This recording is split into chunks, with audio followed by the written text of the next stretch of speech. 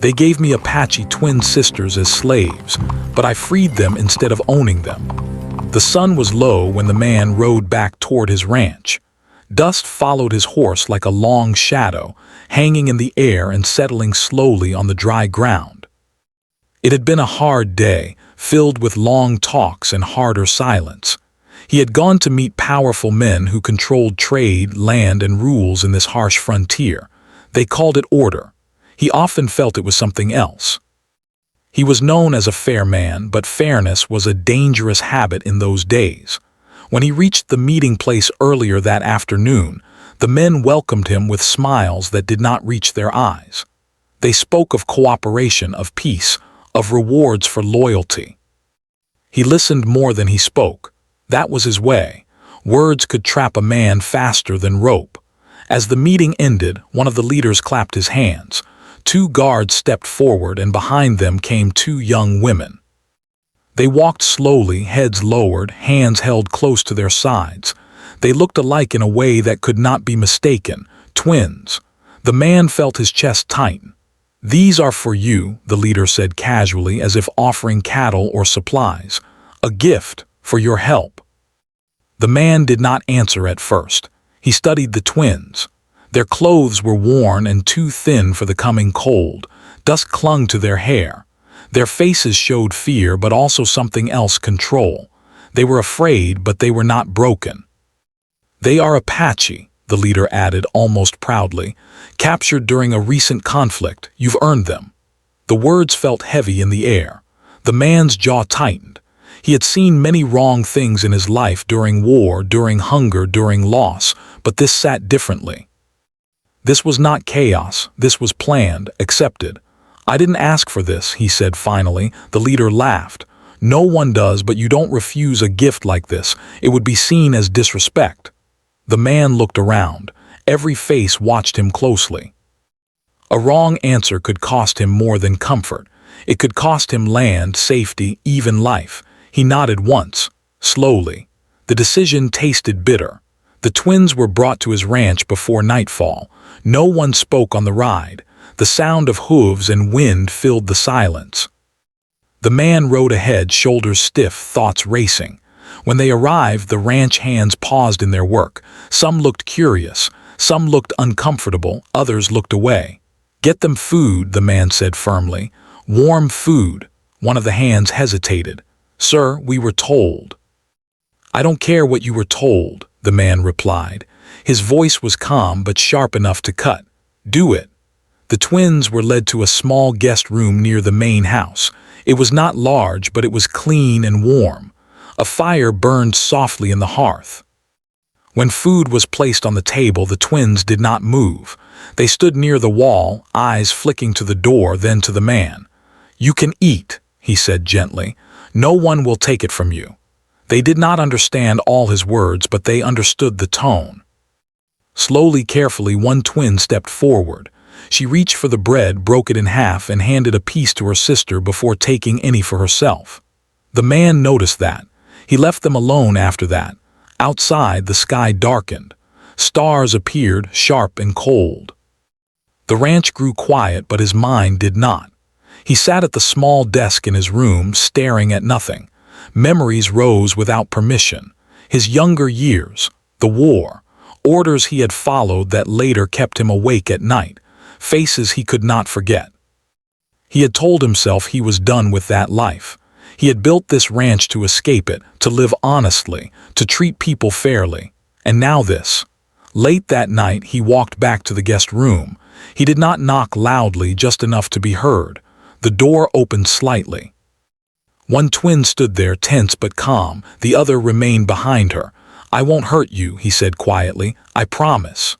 The words felt small, but they were true. They did not answer. They watched him closely, measuring. "I only want to make sure you're warm," he continued. "And safe for tonight." After a moment, the door opened wider. He placed an extra blanket on the chair and stepped back. As he turned to leave, he heard a soft sound behind him, a single word spoken in careful English. "Thank you." He paused but did not turn around. His throat felt tight. The next morning, the ranch woke early. The man made sure the twins were given water and simple work only if they wished, nothing forced, nothing harsh. He watched how they moved, always together, always alert. They spoke little, but their eyes missed nothing. Word traveled fast in places like this. By midday, a neighboring rancher rode over. "I hear you received quite the reward," the man said with a grin that felt wrong. The ranch owner said nothing. "You should be grateful," the visitor continued. "Men have lost more for less." "Maybe," the owner replied evenly, "but I didn't earn people." The grin faded. "Careful, that kind of talk brings trouble." After the visitor left, the owner stood alone in the yard for a long time. Trouble was already here. He could feel it like pressure before a storm. That evening he brought the twins food himself. He sat at a distance, not crowding them. "My name is Thomas," he said slowly, pointing to himself. "Thomas Hale." One twin tilted her head. After a pause, she touched her chest. "Nailin," she said, then she touched her sister. "Taza." He repeated their names, careful to say them right. Their expressions shifted slightly. Recognition mattered. Over the next days, small routines formed. Thomas noticed that the twins always woke before dawn. They helped quietly, never complained, never asked. But they watched the horizon often, as if measuring distance.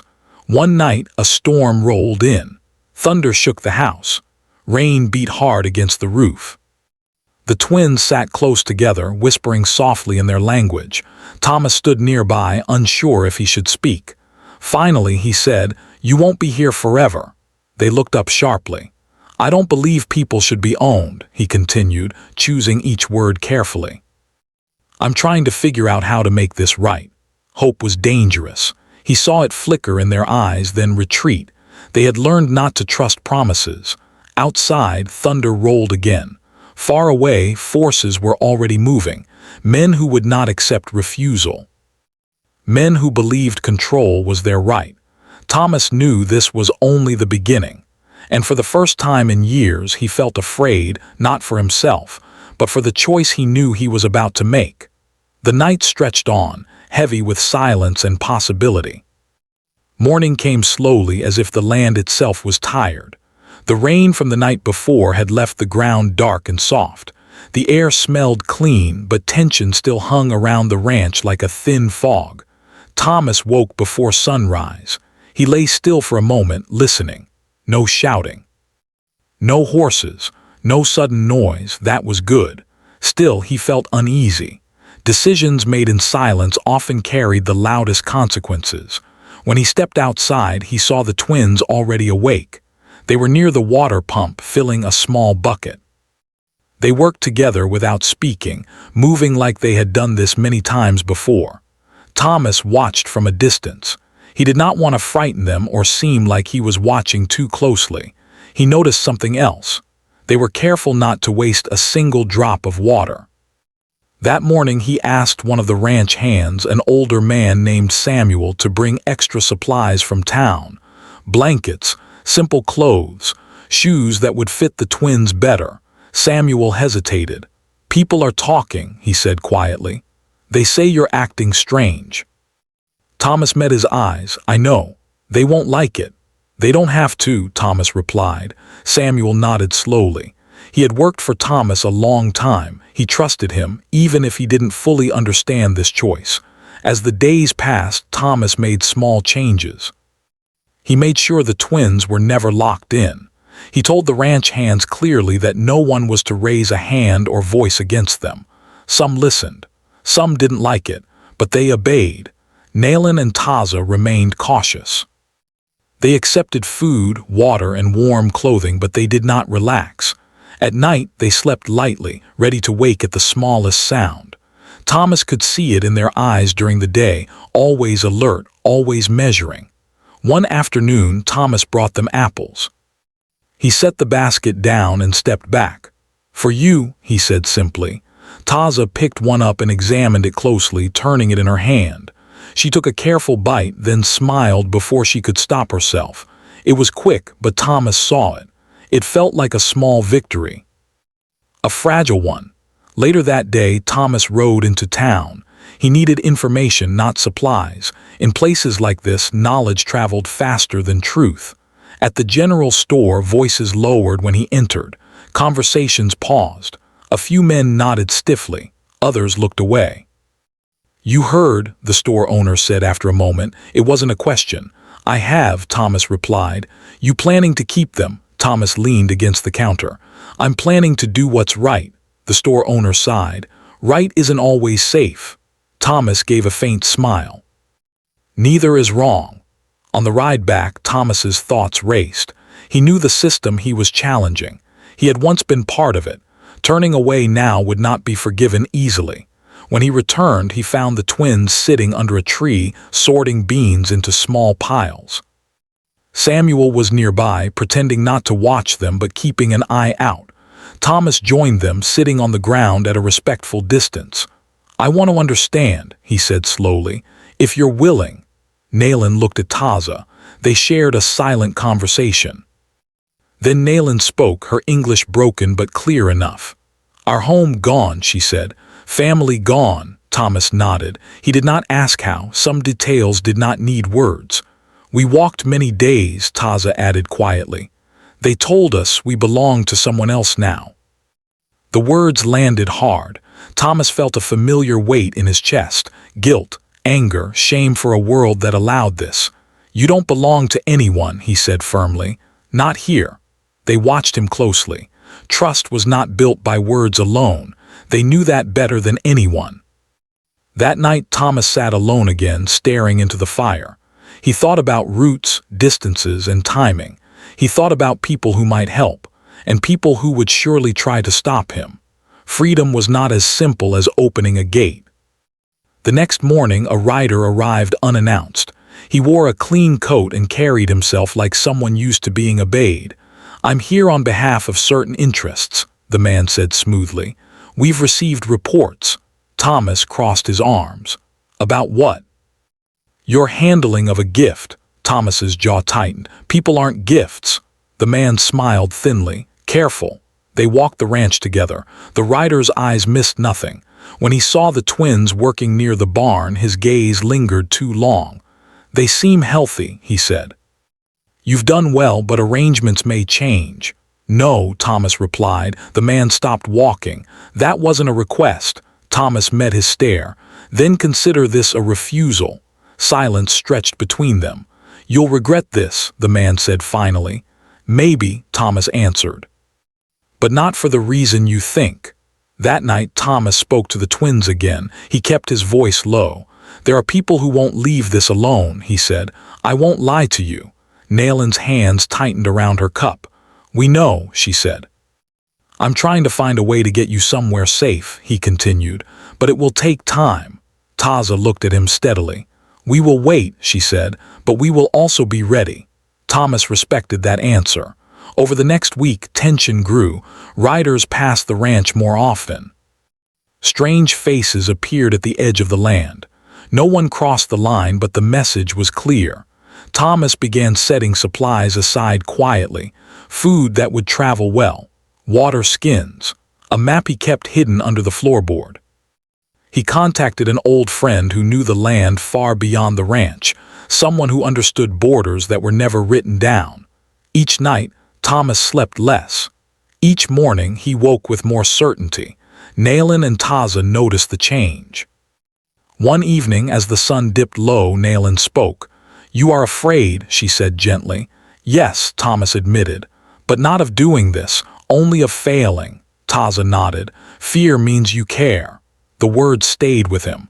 By the end of the week, Thomas understood something clearly.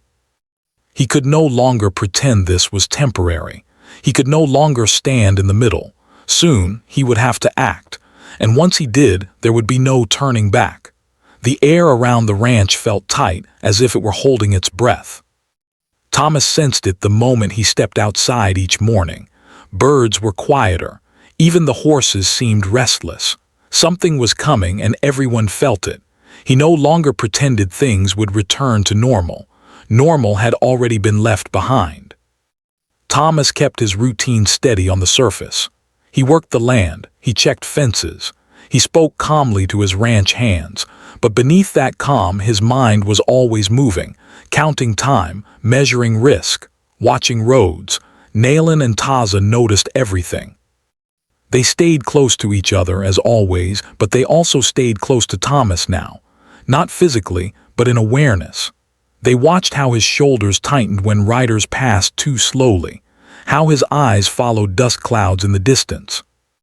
One evening, as the sun lowered and painted the sky orange and gold, Samuel approached Thomas quietly. "You should know," Samuel said, keeping his voice low.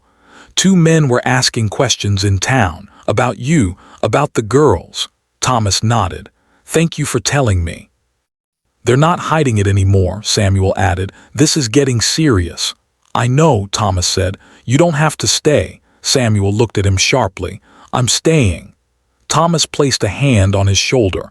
That kind of loyalty mattered more than words. That night Thomas laid out supplies in his room. Not all of them, just enough to be ready at a moment's notice. He had learned long ago that hesitation could undo even the best plans. He went to the guest room where Nayland and Taza sat quietly, mending a tear in a blanket. The soft sound of thread pulling through fabric filled the space. "They're watching us," Thomas said gently. Taza nodded. "We know. I may not get another warning," he continued. "When the time comes, we will have to move quickly." Nayland looked up. "Where?" "A place beyond this land," Thomas replied. "Where I can't follow, where you can be yourselves again." Silence followed, heavy but not fearful. "We trust you," Nayland said at last. The words hit Thomas harder than any threat ever could. Trust was fragile, and he would not break it.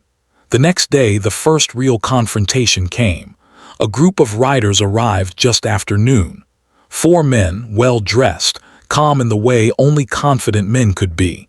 They stopped at the edge of the yard, not crossing until invited. Thomas walked out to meet them. "We're here to collect what doesn't belong to you," one of them said plainly. "They don't belong to anyone," Thomas answered. The man smiled without warmth. "You're causing trouble." "I'm ending it," Thomas replied. Voices rose. Ranch hands stood nearby, tense but silent. Nayland and Taza watched from a distance, faces still, eyes sharp. "You're making enemies," another man warned. "I already have," Thomas said. The riders left without further words, but their message was clear. This was no longer a quiet disagreement. This was open defiance. That night Thomas did not sleep. Just before dawn he heard movement, horses, slow, careful. He stepped outside, heart steady but alert. A single rider waited near the fence. It was the old friend Thomas had contacted days earlier. "You don't have much time," the man said quietly. "They're planning to act soon, officially." Thomas nodded. "I'm ready." "Are they?" Thomas looked toward the house. "Yes." Before sunrise, Thomas gathered Nayland and Taza. He spoke calmly, clearly. "It has to be tonight," he said. "Waiting longer will only make it harder." Taza tightened the strap on her bag. "We are ready." Nayland looked back at the ranch once. "You gave us safety," she said. "We won't forget." Thomas swallowed. "You gave me purpose." The journey began quietly. No rush, no panic, just steady movement into land that grew wilder with each mile. Thomas knew the route well enough to avoid main paths. He trusted his old friend to guide them where signs faded and maps failed. As they traveled, Thomas noticed how Nayland and Taza changed. Their posture straightened. Their steps grew lighter. This land remembered them, even if it had changed. By the second night, they camped near a dry creek bed. A fire would have been risky, so they sat in darkness, sharing food in silence. "You don't have to go further," Taza said softly. "I will go as far as I can," Thomas replied. At dawn on the third day, they heard riders again, distant but closing. Thomas stopped. "This is where we split," he said. Nayland's eyes widened. "No. If I go further, I draw danger with me," Thomas explained. "This is as far as I should go." Silence stretched. Then Nayland stepped forward and placed something small in Thomas's hand, a woven cord, simple, worn. "For remembrance," she said. Thomas closed his fingers around it. "You are free," he said, "no matter what happens next." They did not hug. They did not cry. They nodded to each other with respect that needed no touch. Thomas watched them walk away until the land swallowed their figures. Then he turned back alone. The return was harder than the journey out. Thomas felt the weight of every mile. When he reached the ranch, it felt empty, too quiet. By evening, the consequences arrived. Officials. Papers, accusations spoken politely but firmly. Thomas listened without interruption. "You will lose protection," one man said. "Support, standing." "I already have," Thomas replied. They left him with nothing but his land and his conscience. Days turned into weeks. Business slowed. Friends stopped visiting. Threats came quietly, indirectly, but something else happened too. People began to whisper differently, some with fear, some with respect. Thomas continued working. He lived simply. At night he held the woven cord and remembered two figures walking toward freedom. Far away, beyond his reach, Nayland and Taza moved toward a life no one could own. Thomas did not know what the future held, but he knew this much. He had chosen. And that choice could not be taken from him. Time moved differently after the twins were gone. Days felt longer, but nights passed too quickly. Thomas woke often, listening to the wind, half expecting footsteps that never came. The ranch no longer felt like a place of work. It felt like a quiet test of endurance. People in the area knew what he had done. No one said it directly, but it showed in small ways. Deliveries arrived late or not at all. Prices in town rose only for him. Men who once shared coffee now kept their distance. Thomas accepted it without complaint. Each morning he rose before the sun and worked the land. He repaired fences, checked water lines, and cared for the animals himself when he could. Samuel stayed, despite the pressure. Others left quietly, offering apologies they did not finish speaking. "You don't owe me anything," Thomas told each of them. "Go where you'll be safe." Samuel remained silent and kept working.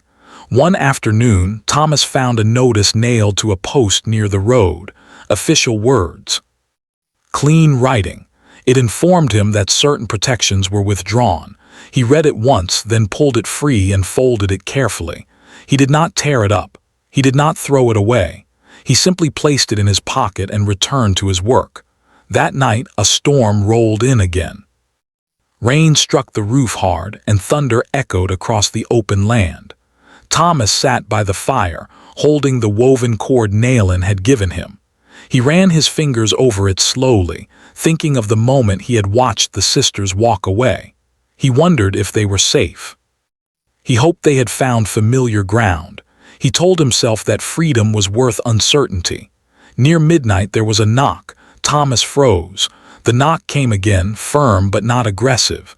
Samuel was already awake, standing near the door. "I'll handle it," Thomas said quietly. He opened the door to find a young man standing in the rain. His coat was soaked, his eyes wide and nervous. "I was told to bring this," the man said, holding out a folded paper. Thomas took it and nodded. "Go home, quickly." The man did not argue. He turned and disappeared into the storm. Inside, Thomas opened the paper. It was not official this time. No seals, no names, just a warning written in rough handwriting. "They know what you did. They are angry. They will come when they think you are alone." Thomas folded the paper and placed it with the others. He added another log to the fire and sat down. Fear visited him that night, but it did not stay. In the following weeks, strangers appeared more often. Riders stopped near the edge of the ranch, watching. Once Thomas found fresh tracks where no one should have been. Another time, a gate was left open deliberately. He fixed everything quietly. One evening, Samuel approached him with concern. "This can't go on forever," he said. "You're being tested." "I know," Thomas replied. "They want me to break. And if you do, then they move on to someone else," Thomas said. "Bullies always do." Samuel shook his head. "You're risking everything." Thomas met his eyes. "Some things are worth that." The land began to change with the season. Grass turned pale. The air grew sharp. Winter was coming, and with it fewer visitors. That worked in Thomas's favor. One morning a woman arrived on horseback. She was older, her posture strong, her eyes steady. "I heard what you did," she said without greeting. Thomas waited. "My brother was treated like property once," she continued. "No one spoke up, no one helped." She reached into her saddlebag and handed him a small sack. "Food, supplies, don't ask where they came from." Thomas accepted it quietly. "Thank you." She nodded once and rode away. That was how support came after that. Not loudly, not openly, small acts, anonymous kindness, a sack of grain left near the fence, tools repaired without explanation, a warning whispered at the right time. Thomas understood then that courage did not always shout. Sometimes it waited for permission. Late one afternoon, as the sun dipped low, Thomas saw dust rising on the far road. 3 riders approached. They did not stop at the boundary this time. Thomas walked out to meet them. "You've caused enough trouble," one man said. "This ends now." "It already did," Thomas replied calmly. They circled him, speaking in low voices meant to unsettle. Thomas did not move. "We can make this easy," another said. "Just say it was a mistake." Thomas shook his head. "No." There was a long pause. The men looked at one another. Then, unexpectedly, they turned and rode away. Thomas stood still until the dust settled. That night, Samuel laughed quietly for the first time in weeks. "They didn't expect you to stand," he said. "They never do," Thomas replied. Winter came hard and fast. Snow covered the land, making travel difficult. Visitors stopped coming. Threats faded into memory. Thomas spent long evenings alone, writing in a small journal. He wrote about the twins, about choice, about fear and freedom. He did not know who would ever read it, but he felt it mattered to leave something honest behind. One night, while checking the barn, Thomas heard a sound he had not heard in a long time. Laughter. Quiet, distant, carried by the wind. It was not from his land. It was far away, almost imagined. He smiled anyway. As the season turned again, Thomas realized something important. He had lost comfort but gained clarity.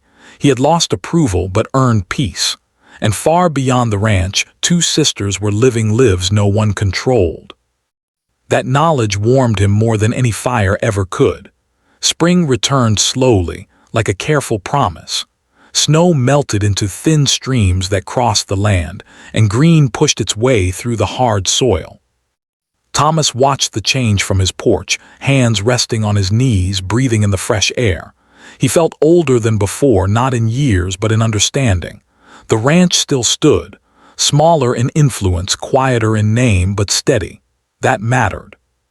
Samuel continued working beside him, saying little but doing much. They spoke through shared effort more than words. Together they fixed what winter had damaged. Fences were raised again. Roofs were patched. Life moved forward one task at a time. People began passing the ranch again. Some waved, some stopped briefly. None spoke of the past openly, but their eyes carried questions and something else too. Respect, perhaps, or curiosity. Thomas did not seek either. One afternoon, a young family stopped by for water. The father thanked Thomas more than necessary. Before leaving, he said quietly, "My children will grow up knowing not everyone stays silent." Thomas nodded, unsure how to answer. When they left, he stood for a long time, staring down the road. At night, Thomas still thought of Nayland and Taza. He wondered where they slept, what names they used now, whether they laughed freely. He hoped they felt safe enough to forget fear. He hoped they had found people who spoke their language, land that remembered their footsteps. He never expected to hear from them again. But one evening, as the sun dipped low and painted the sky in soft colors, Samuel came running from the road. "There's someone here," he said. "Someone asking for you." Thomas wiped his hands and walked forward. The woman who stood near the fence was older than the last time he had seen her, stronger too. Her posture was calm, her eyes steady. It took him a moment. Then he knew. "Nayland," he said softly. She smiled, not quickly, not carefully, freely. "You remembered," she said. He could not speak for a moment, then he nodded. "I always would." She gestured behind her. Taza stepped forward, standing tall, her face calm and open. She carried herself like someone who knew where she belonged. "We came to say goodbye properly," Taza said. "You don't owe me that," Thomas replied. "Yes," Nayland said gently, "we do." They sat together under the same tree where they had once sorted beans. Time had passed, but the ground felt familiar. "We are safe," Taza said. "We found our people. It was not easy, but it was ours." Thomas closed his eyes briefly, letting the weight he had carried finally ease. "We heard what it cost you," Nayland added. Thomas shrugged lightly. "It cost less than living with regret." They spoke as the light faded. Not about pain, not about anger, about seasons. About rebuilding, about learning how to live without looking over one's shoulder. Before leaving, Nayland placed something in Thomas's hand, a small carved token, simple, solid. "For memory," she said, "and for teaching." Thomas closed his fingers around it. "You were never mine to save," he said. "You saved yourselves." They smiled, then turned and walked back toward the road. Thomas watched until distance softened their shapes just as it had before. But this time the ending felt complete. Years passed. Thomas grew gray. Samuel slowed. The ranch remained modest but honest. Children from nearby lands came to learn how to work the soil, how to care for animals, how to treat people. Thomas never told his story loudly. He told it when asked, and only the truth. He spoke of choice, of cost, of freedom. When Thomas passed, he left behind land that was fair, words that were simple, and an example that traveled further than he ever could. Some stories end with power. This one ended with peace.